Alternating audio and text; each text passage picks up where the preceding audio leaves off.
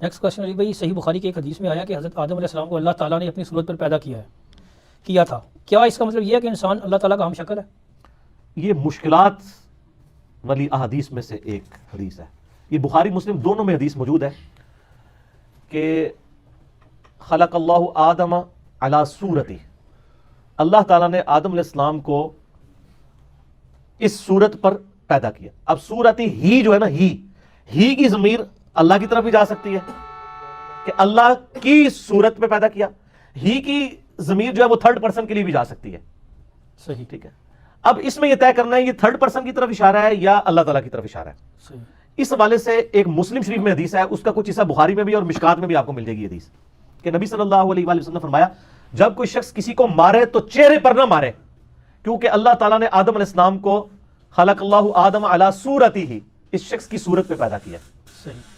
یعنی آدم علیہ السلام کی صورت اس شخص والی ہے، وہ جو قرآن پاک میں ہے نا سورہ ہجر میں کہ اے شیطان تو اس کو سجدہ نہیں کر رہا جس کو میں نے اپنے دونوں ہاتھوں سے بنایا ہے. یعنی اللہ تعالیٰ نے آدم علیہ السلام کو بڑے لاڈ سے بنایا ہے. تو نبی علیہ السلام فرمایا کہ جتنے انسان ہیں نا ان کے چہرے حضرت آدم کی صورت پہ ہے، یعنی صورت ہی سے مراد آدم کی صورت پہ. اللہ تعالیٰ نے اس شخص کو جس کے تم چہرے پہ تھپڑ مار رہے ہو اس کی صورت کو خلق اللہ آدم علی صورتی ہی، آدم علیہ السلام کو اسی کی شکل پہ تو بنایا تھا جس کے چہرے پہ تم نے تھپڑ مارا ہے. ٹھیک. تو اس چہرے کا احترام کرو، کیونکہ اللہ تعالیٰ نے اسی لیے کوئی مرد بھی اپنی بیوی کے چہرے پہ نہیں مار سکتا، منع ہے. بالکل.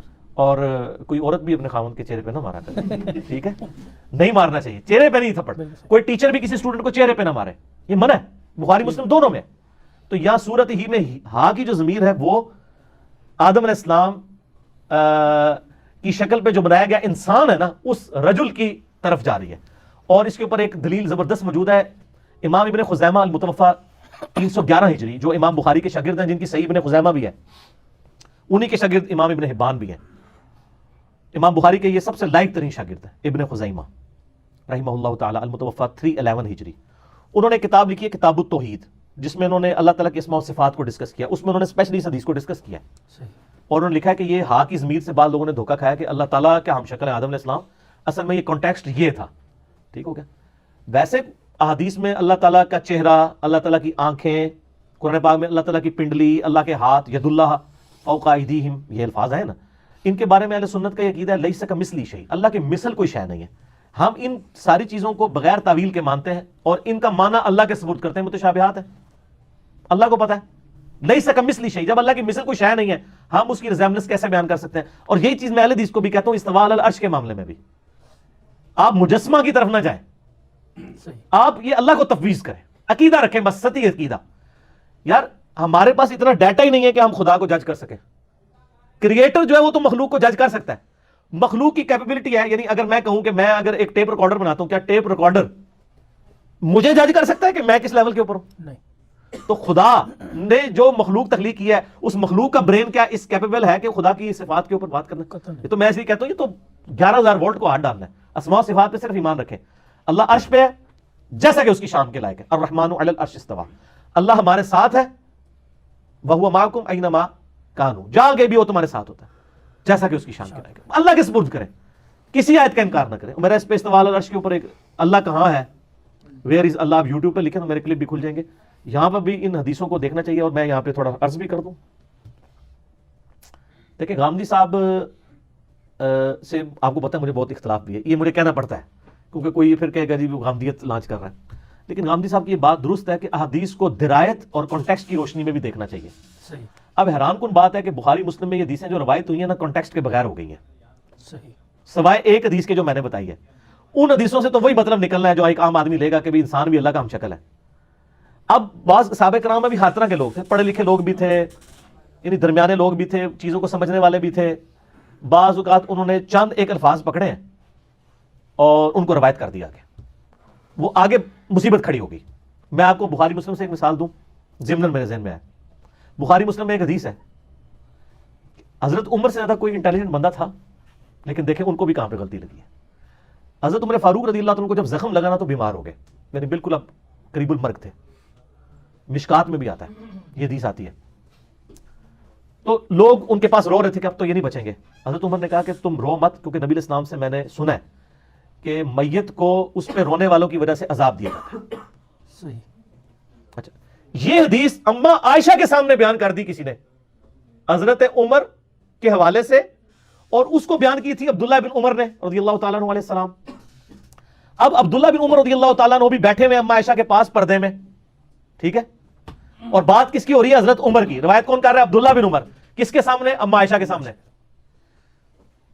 یار اہل حدیثوں سے معذرت کے ساتھ میں یہ جو کچھ بیان کر رہا ہوں, لیکن انہوں عزم کرنا کوڑی گلا نہیں, لیکن عزم کریو. اب اما عائشہ نے فرمایا خدا عمر ابن خطاب پہ رحم کرے, اس کو سمجھنے میں غلطی لگی ہے. کون کہہ رہا ہے؟ اما عائشہ. حضرت عمر اپنی وفات تک ایک حدیث کو غلط سمجھتے رہے, صرف ظاہری الفاظ کی وجہ سے. اما عائشہ نے کہا قرآن میں تو سورہ الزمر کے اندر آیت ہے وَلَا تَزِرُ وَازِرَةٌ وِزْرَ أُخْرَى, کوئی جان دوسری جان کا بوجھ نہیں اٹھا سکتی. تو عمر نے یہ کیسے سمجھ لیا کہ نبی علیہ السلام یہ فرما رہے ہیں کہ میت کے اوپر جو لوگ رو رہے ہوتے ہیں اس کی وجہ سے اس میت کو عذاب دیا جاتا ہے, اس کا کیا قصور ہے؟ سر لاجیکل ہے بات کہ نہیں؟ یہ لاجک حضرت عمر کو نہیں سمجھ آئی, عبداللہ بن عمر کو نہیں سمجھ آئی, دونوں فقیہ صاحب ہیں, اور اما عائشہ ان کو سمجھ آ گئی کیونکہ انہوں نے قرآن سے استدلال کیا. لہٰذا میں بھی جب کہتا ہوں نا کہ حدیث کو قرآن پہ بھی پہلے پیش کیا کریں, کہ قرآن کی یہ جتنی تقدیر کے اوپر حدیثیں ہیں نا, میں نے ان کی تعویل کی ہے قرآن کی روشنی میں. صحیح. اگر آپ تقدیر میں آپ جبریہ کا عقیدہ نہیں رکھ سکتے, قرآن نے واضح کہا ہے انا ہدینہ السبیل اما شاکر و اما کفورا, آپ کے پاس اختیار ہے. ٹھیک ہے کہ لمیٹڈ ہے لیکن اختیار تو ہے. اچھا, تو اما عائشہ نے فرمایا کہ نبی علیہ السلام کے کہنے کا مقصد یہ تھا, یہ آپ نے کافروں کے بارے میں بات کی تھی, کانٹیکسٹ بتا دیا. حضرت عمر کو نہیں پتا, عبداللہ بن عمر کو کافروں کے بارے میں بات کی تھی, اور اصل میں بات یہ کی تھی کہ کافر کی میت پہ لوگ رو رہے ہوتے ہیں, حالانکہ اسے تو عذاب دیا جا رہا ہوتا ہے. یہ رو رو کے کہہ رہے ہوتے ہیں کتنا چنگا سی, کتنا زبردست سی, خیر خواہ سی, اگے جنت ہی چوئے گا. ظاہر کافر بھی تو اپنے حساب سے کوئی جنت سمجھتے ہیں نا. وہ رو رہے نوح کر رہے ہوتے ہیں, اس کی تعریف بیان کر رہے ہوتے ہیں, حالانکہ اس کو عذاب دیا جا رہا ہوتا ہے. تو یہ کافر کے بارے میں حضور نے کہا تھا, یہ نہیں کہا تھا کہ مومنین کے اوپر جو لوگ روتے ہیں تو اس رونے کی وجہ سے ان کو عذاب دیا جا رہا ہوتا ہے. دیکھ بات سمجھ آ گئی. اب یہ بات کی انجین نہیں کی اما عائشہ نے, انجین نہیں کی تو سمجھ آئی نا, ورنہ تو نہیں سمجھ آنی. حضرت عمر کو بھی سمجھ آئی, عبداللہ بن عمر کو بھی. اور پھر ساتھ ہی اما عائشہ نے ایک اور مثال بھی ڈال دی, بخاری مسلم دونوں میں. آپ نے فرمایا یہی حال ہے جو حضرت عمر نے دوسری بات بھی سمجھی ہے. اچھا, ہاں جی, کلیب بدر والی, کلیب بدر والا, جو بدر کے کنویں میں کافر ڈالے گئے تھے. نبی علیہ السلام نے ان سے خطاب کیا کہ بھئی تم نے جان لیا کہ نبی علیہ السلام تم سے یعنی محمد رسول اللہ سچ کہتے تھے, یعنی اب تم عذاب میں پہنچ گئے نا تمہیں. تو حضرت عمر نے وہاں پوچھا یا رسول اللہ یہ تو مردہ ہے, کیا مردے سنتے ہیں؟ تو آپ میں تم سے بہتر سنتے ہیں. اچھا, اب حضرت عائشہ نے کہا کہ یہ عمر کو بات سمجھ نہیں آئی. عبداللہ بن عمر نے ہی یہ بھی روایت کی, ان کا عبداللہ بن عمر ابو عبد الرحمن پر اللہ تعالیٰ رحم فرمائے, ان کو یہ بات ہی نہیں سمجھ آئی. نبی علیہ السلام نے یہ نہیں کہا تھا. ان کا یہ کیسے ہو سکتا ہے جبکہ قرآن پاک میں آیا ہے کہ اے نبی علیہ السلام تو مردوں کو نہیں سنا سکتے, تو یہ کیسے ہو سکتا ہے کہ وہ سن رہے ہوں؟ اصل میں نبی علیہ السلام یہ کہہ رہے تھے کہ اے عمر اب یہ تم سے بہتر جان چکے ہوں گے, کیونکہ وہ اب آخرت میں جا چکے ہیں, تم تو اس دنیا میں ہو نا, دنیا میں بیٹھ کے تو آپ جج نہیں کر سکتے نا عذاب کو اور جنت کو. انہوں نے عذاب چکھ لیا ہے, اب یہ سمجھ چکے ہوں گے کہ دنیا میں جو محمد صلی اللہ علیہ وسلم ان سے کہا کرتے تھے وہ بالکل ٹھیک کہا کرتے تھے. تو حضرت عائشہ نے کہاں کی تعویل کی؟ ان کا یہ یسمعون کا مطلب یہ ہے یعلمون, وہ جان چکے ہیں, یہ نہیں ہے کہ وہ فزیکلی سن رہے ہیں. اما عائشہ بھابی نہیں سن, دیکھو نا جی, یہ بات کر دیتے ہیں نا جی, وہابیوں والی باتیں ہیں, یہ فلاں فلاں, آپ دیکھ لیں یہ دونوں بات. لہٰذا کانٹیکسٹ بھی دیکھنا چاہیے. اگر صحابہ کرام کو کسی حدیث کے سمجھنے میں یعنی کانٹیکسٹ کے پوائنٹ آف ویو سے غلطی لگ سکتی ہے نا, تو سر پھر آپ کے محدثین اور آپ کے بزرگان دین اور آپ کے شیوخ الحدیث وہ کس کھیت کی مولی ہیں؟ ان کی کیا اوقات ہے صحابہ کرام کے مقابلے پہ؟ اور پھر آپ کو وہ حدیث بھی یاد ہوگی بخاری مسلم کی جو میں نے معراج والے لیکچر میں بتائی تھی, مسروق تابعی جو عائشہ کو ملنے جاتا ہے, تو وہ مسروق کہتے ہیں میں تو ٹیک لگا کے بیٹھا ہوا ہوں, پردے میں عائشہ کے شاگرد تھے نا, بڑے لاڈلے شاگرد تھے. تو کہا مسروق بیٹا میں تجھے بتاؤں, جو بھی 3 باتوں میں سے کسی ایک کا بھی قائل ہونا وہ اللہ اور اس کے رسول پہ جھوٹ باندھ رہا ہے.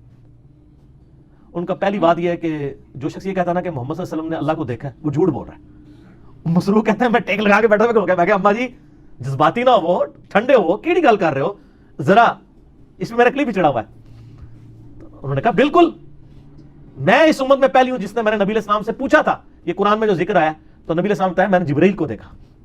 اور بیٹا دوسرا وہ بندہ بھی جھوٹ بول رہا ہے جو یہ کہے کہ نبی علیہ السلام نے کچھ خاص باتیں خاص لوگوں کو بتائیں, کچھ چھپا لی, جبکہ قرآن پاک میں تو واضح آتا ہے کہ نبی صلی اللہ علیہ وسلم اگر آپ نے اللہ کا پیغام نہیں پہنچایا سورۃ المائدہ میں تو آپ نے رسالت کا حق ہی نہیں ادا کیا. تو نبی علیہ السلام نے کوئی چیز نہیں چھپائی, سارے صوفی وڑ چھڑے اما عائشہ نے پڑھ کے کٹھے ہی رہنا تیشے تھلے دے کے وڑ چھڑے کہ بھی کوئی خاص گل کسی خاص میں نہیں دسی, ساری اوپنلی دسی ہے حجۃ الوداع پہ غدیر خم پہ.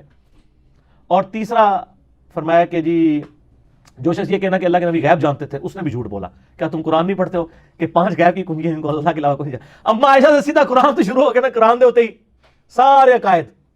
اور ایون اما عائشہ حدیثوں کو بھی قرآن پہ پیش کرتی تھی. آپ دیکھیں, یہ دیکھیں یہ حدیثوں کو قرآن پہ پیش کیا. حدیثیں بیان کرنے والے حضرت عمر ہیں, عبداللہ بن عمر ہیں, ان کی حدیثوں کو امام یعنی بخاری اور امام مسلم دونوں نے نقل کیا کہ اما عائشہ نے دونوں کی حدیثوں کو اس فہم کو ریجیکٹ کر دیا جو حضرت عمر اور عبداللہ بن عمر نے لیا ہوا تھا. حالانکہ ظاہری الفاظ وہی فہم تھا جو حضرت عبداللہ بن عمر اور حضرت عمر فاروق لے رہے تھے, لیکن اما عائشہ نے قرآن کے ساتھ اس کی تعویل کی. اس کا مطلب ہے اہل حدیث علماء سے میں ریکویسٹ کروں گا, برا نہیں ماننا, احادیث کو قرآن پر پیش کرنا یہ میری ماں اما عائشہ رضی اللہ تعالیٰ عنہا و سلام اللہ علیہا کی سنت ہے. اس کے بغیر سمجھ نہیں آ سکتا. ہمیں کوئی صحیح حدیث بھی مجبور نہیں کرتی کہ ہم قرآن کے خلاف کوئی عقیدہ رکھیں. جعلی روایتیں تو صوفیاء کی چھوڑ دیں, قرآن کی تعویل نہیں کریں گے, حدیثوں کی تعویل کریں گے. اور مسئلہ تقدیر پہ میں نے تعویلات کی ہیں, میرا مسئلہ نمبر 104 ABC دیکھیں, میں نے ساری احادیث کی تعویلات کی ہیں قرآن کی آیات کی روشنی میں. احادیث سے تو جبریہ کے عقیدے کو سپورٹ ملتی ہے کہ انسان بالکل مجبور ہے, قرآن بتاتا ہے نہیں مجبور نہیں ہے, اختیار بھی دیا گیا. پھر میں نے ان احادیث کی تعویل کی ہے, اور یہ تعویل اگر غامدی صاحب بھی کرتے ہیں, کہیں چلیں وہ تھوڑی بہت ان سے غلطی بھی ہو جاتی ہے اور آپ کے بقول وہ ڈنڈی مار جاتے ہیں, وہ علیحدہ بات ہے. لیکن میں الحمدللہ کسی حدیث کا انکار نہیں کرتا, میں اس کو منوان اسی طریقے سے سمجھنے کی کوشش کرتا ہوں قرآن کی روشنی کے اندر. الحمدللہ ٹھیک ہوگا جی جزاک اللہ. نیکسٹ کوشچن جی بھائی, سیدنا عائشہ رضی اللہ تعالیٰ عنہ کے حوالے سے کیا کوئی ایسی حدیث ہے کہ انہوں نے فرمایا کہ جب سے سیدنا عمر کی قبر میرے حجرے میں بنی ہے تب سے میں وہاں عمر فاروق کی وجہ سے پردہ کر کے جاتی ہوں؟ ہاں جی حدیث ہے, اور اس حدیث سے بڑے عجیب و غریب رزلٹ نکالے ہیں ہمارے بریلوی بھائیوں نے اور دیوبندی حیاتیوں نے. یہ حدیث مسند احمد میں ہے, اور مشکات میں بھی آپ کو کتاب الجنائز چیپٹر میں پہلی جلد میں حدیث مل جائے گی کہ سیدہ عائشہ کہتی ہیں کہ جب تک میرے حجرے میں عمر کی قبر نہیں بنی تھی نا, تو میں بغیر پردے کے اہتمام کے اس حجرے کے اس حصے میں چلی جاتی تھی, اور دل میں سوچتی تھی ایک میرا خاوند اور دوسرا میرا باپ. لیکن جب سے عمر کی قبر وہاں بنی ہے تو میں اب پورے حجاب کا اہتمام کر کے اس حجرے میں جاتی ہوں. صحیح. اب حضرت عائشہ تو صرف اتنا کہہ کے چلی گئی, پیچھے لوگوں نے پھر اس خاکے میں رنگ بھرنے شروع کیے. انہوں نے کہا دیکھ لو نا, حضرت عائشہ کا عقیدہ تھا کہ وہ قبر کے اندر سے حضرت عمر دیکھتے تھے, اسی تو پردہ کرتی تھی. ایک آڑی بڑھائی نا سر, تکیا کتنے دماغ پہنچا ہے سر, شیطان کا دماغ بڑی دور تک پہنچتا ہے. لیکن سر انجینئرنگ ہو جائے نا, پھر شیطان دے پر کٹے جاندے, پھر تھلے آ جاتا ہو. میں انجینئرنگ کرنا وا. پہلے تو مجھے یہ بتائیں کہ سیدہ عائشہ کا اگر یہ عقیدہ تھا نا کہ حضرت عمر دیکھتے ہیں اور میں ان کے اس دیکھنے کی وجہ سے پردہ کر رہی ہوں, تو سر حضرت عائشہ کا تو وہ عقیدہ تھا جو آپ کو ہضم ہی نہیں ہو سکتا. وہ تو مردوں کے سننے کے بھی قائل نہیں تھی, دیکھنا تو بڑی دور کی بات ہے. بخاری مسلم دونوں میں حدیث ہے. صحیح. ٹھیک ہے, وہ کلیپ بدر والی جی. کہ جب قبر جو بدر میں جو کافر قتل ہوئے تھے انہیں اس کنویں میں ڈال دیا گیا, تو نبی علیہ السلام ان مردوں سے خطاب کر رہے تھے کہ تمہیں پتہ چل گیا کہ میں سچ کہتا تھا. تو حضرت عمر نے کہا یا رسول اللہ صلی اللہ علیہ وسلم آپ مردوں سے کلام کر رہے ہیں؟ آپ نے فرمایا کہ یہ تم سے بہتر سنتے ہیں. اچھا, یہ حدیث عبداللہ بن عمر نے کے حوالے سے جب پہنچی نا حضرت عمر اور عبداللہ بن عمر کے حوالے سے اما عائشہ تک, تو حضرت عائشہ نے کہا خدا عمر پر عبداللہ بن عمر پر رحم فرمائے, نبی علیہ السلام نے یہ نہیں فرمایا تھا. ان کو سمجھنے میں فرق لگا ہے. یہ کیسے ہو سکتا ہے کہ مردے سنیں؟ اور پھر انہوں نے سورہ فاطر میں یہ آیت آتی ہے, اعوذ باللہ من الشیطان الرجیم بسم اللہ الرحمن الرحیم. ہاں یہ آیت اما عائشہ نے قرآن سے استدلال کیا, ان اللہ یسمع من یشاء, بے شک اللہ تعالیٰ جسے چاہتا ہے سناتا ہے, وما انت بمسمع من فی القبور, اے نبی تم نہیں اسے سنا سکتے جو قبر میں چلا گیا. تو اما عائشہ نے کہا قرآن تو کہہ رہے مردے سن نہیں سکتے. تو حضرت عمر یہ جو کہہ رہے ہیں کہ وہ بہتر سنتے ہیں, اصل میں نبی علیہ السلام یہ کہہ رہے تھے کہ وہ بہتر جان چکے ہیں تم سے, یعنی اب ان کو آخرت میں عذاب ہو رہا ہے تو ان کو پتہ چل گیا ہوگا کہ دنیا میں جو کچھ ہم سے وعدہ کیا گیا تھا عذاب کا نبی کے انکار کرنے پر, تو وہ سننا, انہوں نے سننے کی بھی تعویل کر دی کہ جان چکے ہیں. انہوں نے کہا یسمعون کا مطلب ہے یعلمون. تو جو اما عائشہ مردوں کے سننے کی قائل نہ ہو اور حضرت عمر کی بیان کردہ حدیث میں حضرت عمر کی غلطی نکالیں اور قرآن کی آیت سے ان کی تعویل کریں, وہ اما عائشہ یہ کہتی ہوں گی کہ مردے جو ہیں وہ دیکھ بھی لیتے ہیں, وہ تو سننے کی بھی قائل نہیں. لیکن یہاں پہ یاد رکھیے گا جہاں پہ سننا ثابت ہے وہ ہم مانتے ہیں. بخاری مسلم میں حدیث ہے کہ جب کسی کو آپ دفنا کے جاتے ہیں نا, تو مردے کے دفنانے والے لوگوں کے قدموں کی چاپ بھی مردہ سنتا ہے, بس اتنا, دیکھتا نہیں سنتا ہے, وہ صرف ایک لمحے میں, تاکہ اس کی حسرت میں اضافہ ہو. تو بخاری مسلم میں حدیث ہے نا کہ انسان کے 3 دوست ہیں, 2 واپس چلے جاتے ہیں, ایک ہی ساتھ اندر جاتا ہے, واپس اس کے رشتہ دار اور مال اور اعمال ساتھ قبر میں جاتے ہیں. تو جس کے اعمال ساتھ آئے نا, اس کو جب قدموں کی یعنی وہ آواز آتی ہے نا, تو اس کی خوشی میں اضافہ ہوتا ہے کہ میں نے ان لوگوں پر رلائے بھی کوئی نہیں کیا تھا، امن دب کے ٹور بھی کہتے کیوں یا میرے کو مال ہے، میں اپنا خزانہ لے کے آیا ہوں. بالکل صحیح. اور جو برا ہوتا ہے اس کی حسرت میں اضافہ ہوتا ہے کہ یہ مجھے میرا بیٹا بھی چھوڑ کے چلا گیا یہاں سے. صحیح بخاری میں حدیث ہے نا کہ میت جو ہے وہ اپنی چارپائی پہ کلام کرتی ہے، زمین و آسمان کی ساری مخلوقات سنتی ہے سوائے جن و انس کے، کیونکہ وہ سن لیں تو بندے نہ مان جائیں. اور وہ اگر نیک میت تو کہتی ہے مجھے جلدی جلدی میری قبر کی طرف لے جاؤ، اور بری ہوتی ہے تو وہ چیخو پکار کرتی ہے مجھے کہاں لے کے جا رہے ہو.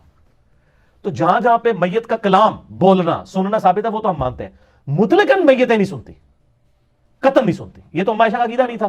پھر یہ اما عائشہ کے بارے میں یہ کلیم کرنا رضی اللہ تعالیٰ عنہ کہ وہ حضرت عمر سے اس لیے حجاب کرتی تھی کہ وہ ان کا یہ عقیدہ تھا کہ حضرت عمر دیکھ لیتے ہیں. تو سر میں اس میں تھوڑی سی مزید انجینئرنگ کرتا ہوں.